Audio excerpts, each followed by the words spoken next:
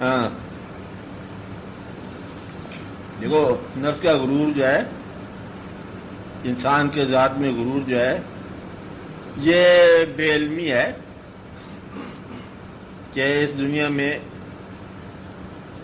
مغرور ہونے والی بات ہی کون ہے کہ ہر انسان جانتا ہے کہ انجام کیا ہے اس کے ساتھ ہونے والا.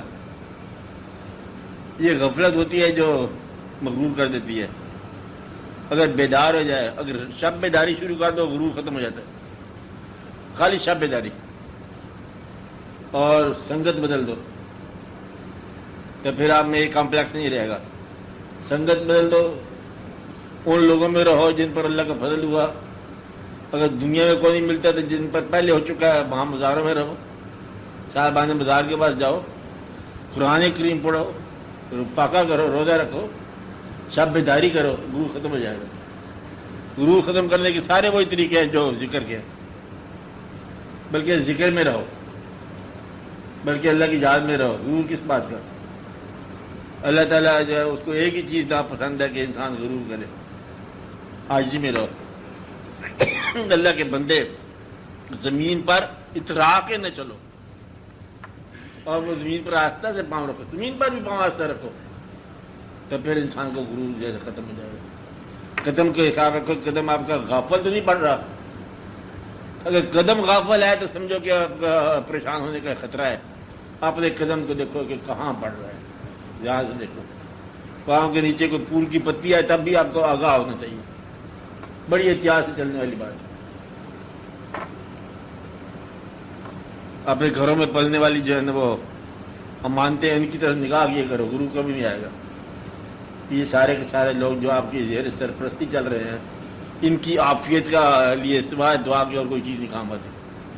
دعا مانگنے والا غرور سے بچ جائے گا. اللہ کے دربار کے اندر رہنے والا، اللہ سے دعا کرنے والا، غرور نہیں پیدا ہوگا. مٹی کے قریب رہا کرو، غرور نہیں پیدا ہوگا.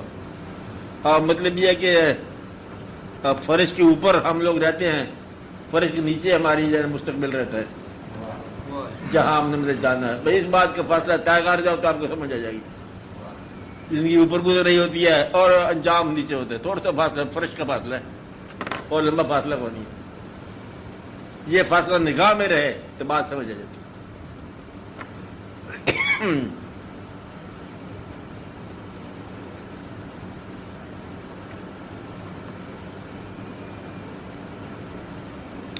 اس دنیا سے اس دنیا میں انسان جاننے والا آ گیا، ادھر سے خالی لباس آ گیا اور یہاں سے لے کے صرف ایک یہاں سے کفن لے گیا اور یہاں سے کچھ نہیں لے گیا. کوئی خزانہ ساتھ جاتا نہیں گیا.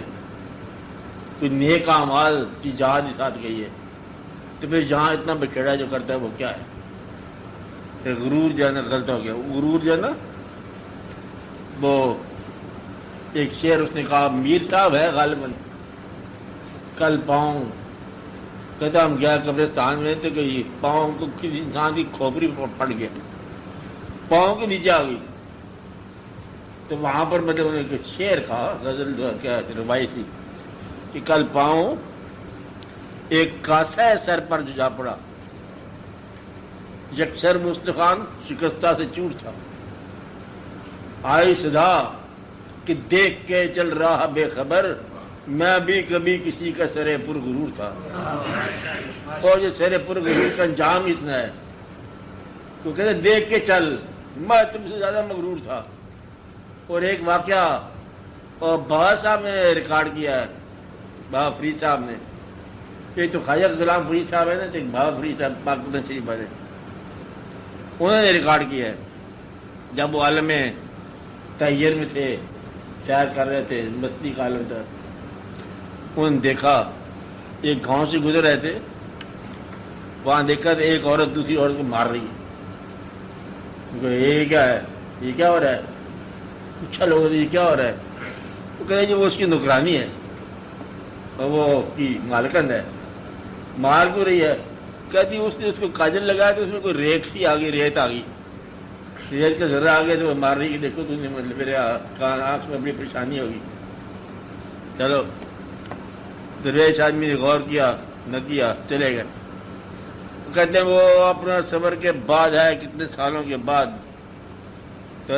بستی کے پاس سے گزرے تو وہ قبرستان میں قیام کیا آرام سے. وہاں دیکھتے جائیں تو ایک قبر میں مشاہدہ کیا، قبر کھلی نہیں تھی، چڑیا نے وہاں پر گھونسلہ بنا رکھا تھا، کھوپڑی، انسانی کھوپڑی تھی کہ چڑیا نے گھونسلہ، اندر بچے پیدا ہو گئے. وہ چڑیا جب وہ چوگ لاتی ہے نا، بچے اس کی آنکھوں سے باہر نکلتے اپنی چونچ، اور وہ پھر بیٹھ کے دانا دیتی چلی جائے. وہ بچوں کو دیکھو نا کہ آنکھ میں سے بچے سار نکال رہے ہیں، وہ بڑا عجیب و غریب محسوس ہوا کہ اس کی آنکھوں کے اندر بدلے بچے بیٹھے ہوئے ہیں، پالنا بنایا ہوا ہے. اور فقیر نے بھیڑ لگا یہ سوچا جائے یہ کھوپڑی کس کی ہے. دیکھو دیکھو عورت کی سی کھوپڑی، کون سی عورت ہے؟ وہ پورا دیکھا وجود پیک کر سامنے آ گیا. وہ پہچان گئی یہ وہی عورت تھی جو مارنے والی تھی اس کو، جس نے اس کو مارا. وہاں پر انہوں نے ایک دعا لکھا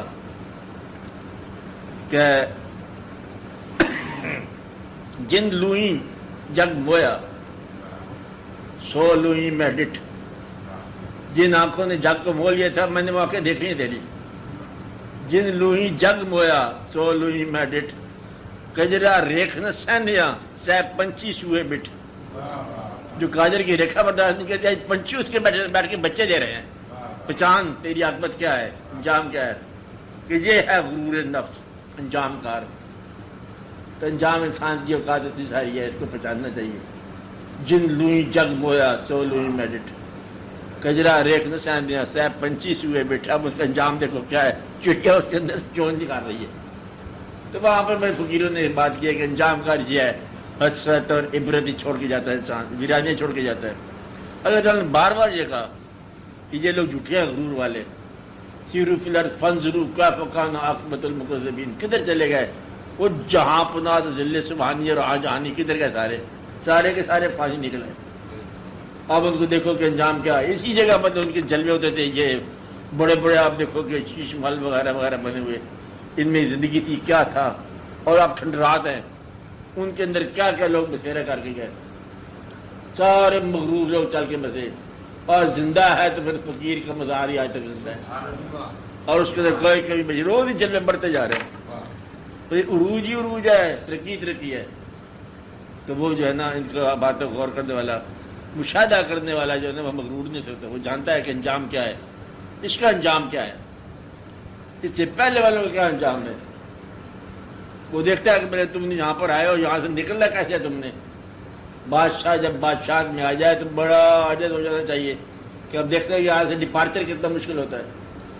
قسمت والے بادشاہ ہیں جو جن کی جانا رخصت خیریت سے ہو، ورنہ عام طور پر مردہ باز سے نکلتے لوگ. اللہ بچائے مطلب اس بات سے. مغرور ہونے کوئی بات نہیں انسان کو. ہاں بولو اور کوئی بات آپ بولو گے کیوں؟